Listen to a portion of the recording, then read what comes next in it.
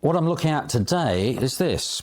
This is Apple's new MacBook Neo. Just recently released in March, Apple's affordable MacBook. The MacBook Neo. So let's have a look at the device. Pop the cover off and pull it out. Usual excellent Apple packaging. Now, normally I test the device for a couple of weeks or so before I do a review. I've only had this just over a week, but I'll explain again why I'm doing it earlier this time. So we need to pull the paper off as usual, like so. Out pops the device itself, and this one is the indigo, the dark blue coloured Neo. So let me just get rid of the packaging so it's out of my way, like so. As you can see, it's quite a neat device. If we open it up, we have the usual protective paper inside, and the device will automatically now start to boot up. Put that to one side. As I say, I've had it a week, so it's already been booted up before, so it's now just going to start up. So let me just put my password in, which you knew when you first started up, or restart it, should I say. Just a little bit of a summary. This contains Apple's A18 chip.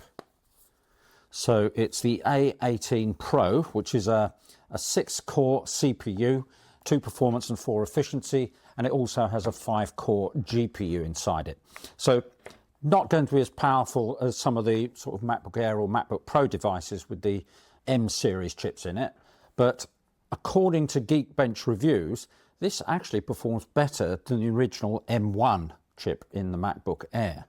The reports suggest that a single core score is 3,461 and the dual core 8,658. It's also completely fanless, so noiseless in use. Now this will suit certain use cases.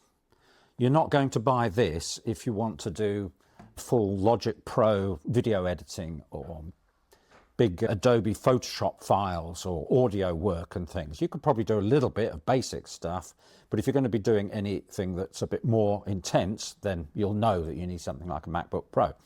If, however, what you want, and the reason I bought it, is I want a device that I can use in the living room, maybe in the evening. Sometimes I want to sit down and do a few emails. I might want to look something up on the internet or something like that.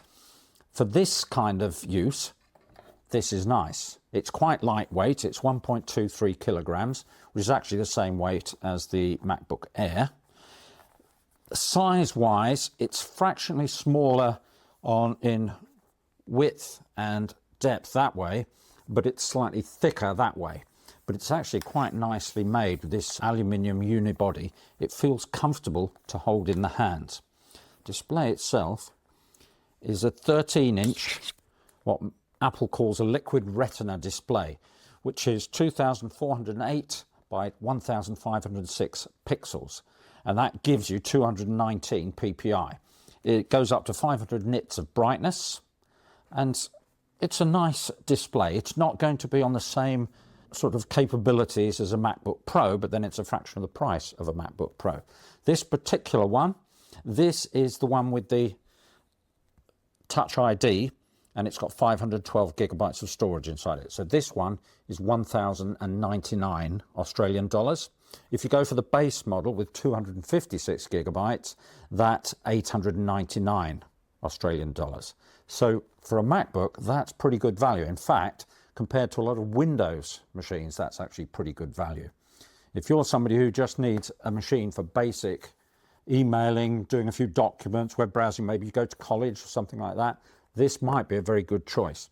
It comes in 4 different colors. This one you can see here, this is the indigo, the sort of dark blue. It comes in a silver color. It comes in one called blush, which is kind of pink, and it has citrus, which is a yellow color. And most of the reviews I've seen online, they're reviewing the citrus one, probably because it stands out quite well when you're looking at it on a video. The battery life is quoted as up to 16 hours. It is 36.5 watt-hour battery, and it's a lithium battery. It comes with a 20-watt USB-C charger. The camera inside it, on the top here, it's nice because it's hidden in the bezel. It doesn't have a notch like the MacBook Pros and things. And it's not a bad camera. It's a 1080p camera for FaceTime and things like that. It has dual side-firing speakers that you can see here. One on that side, one on that side. And they're not bad. Again, they're not going to be the same as the 4 and 6 speaker systems you get in the Pro models or even in the MacBook Air. But for general, just light use, they're absolutely fine. It has Wi-Fi 6E, not Wi-Fi 7, and it has Bluetooth 6 built in it. If we look around it, you'll see we have 2 USB-C ports on the side here. Now, one of them, the top one, is a USB 3 port. The one below it is a USB 2 port. So if you're going to be doing data transfer, you want to use the top port. The bottom one, possibly just plug the charger in. There is no MagSafe charger on this device. It's just using USB-C. It also has a headphone jack down here, 3.5mm headphone jack. It's quite a good location there because when you're using it, it's lowered down, doesn't get in the way and snag other cables and things. As I say, not an in-depth review. It's just giving my sort of opinion of the device, having used it for a week or so. It is a lovely device. However, I'm returning it. Why, if it's so lovely, you might ask? Well, the reason is a big one, for me, at any rate. This keyboard is not backlit.